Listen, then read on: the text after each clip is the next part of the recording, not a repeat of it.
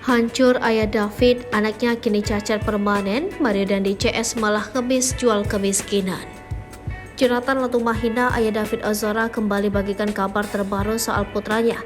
38 hari setia menemani, kini Jonathan Latumahina pilu tahu kondisi asli David putranya. Pengurus GP Ansor ini merasa pilu pasalnya sang anak kini alami cacat permanen akibat penganiayaan yang dilakukan oleh Mario Dandi. Kemarahan Jonathan pun meledak saat tahu kini Mario Dandi CS justru gencar jual kemiskinan di media. Hal ini diungkap Jonathan lewat akun Twitternya. Menurut Jonathan, otak David alami trauma berat yang membuat serabut syarafnya pecah pasca dianiaya oleh Mario Dandi. Sehingga kini Jonathan minta pelaku tak ngemis keringanan hukuman usai melakukan penganiayaan terhadap David, dilansir dari akun Twitter Siksa. Dalam cuitannya, Jonathan Latumahina mengungkap kondisi terbaru dari David.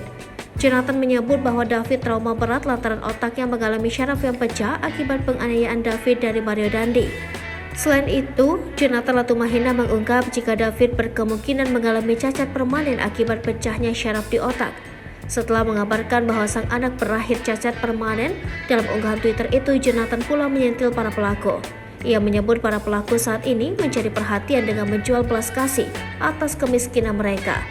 Jonathan juga memperingatkan para pelaku penganiayaan David, yakni Mario Dandi, Shane Lucas, dan AGH, agar tidak mengemis permohonan maaf.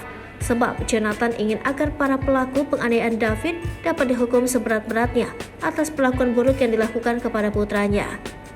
Sebelumnya, keluarga David Ozora menarik sudah semua ucapan memaafkan pihak keluarga Mario Dandi setelah mengadakan pertemuan ke rumah sakit tempat korban dirawat. Kini keluarga David cabut pemberian maaf mereka untuk keluarga Mario Dandi. Rupanya keluarga David melihat ada maksud terselubung di balik permohonan maaf Mario Dandi, alias ada udang di balik batu. Momen pemberian maaf tersebut dimanfaatkan untuk meringankan hukuman pelaku.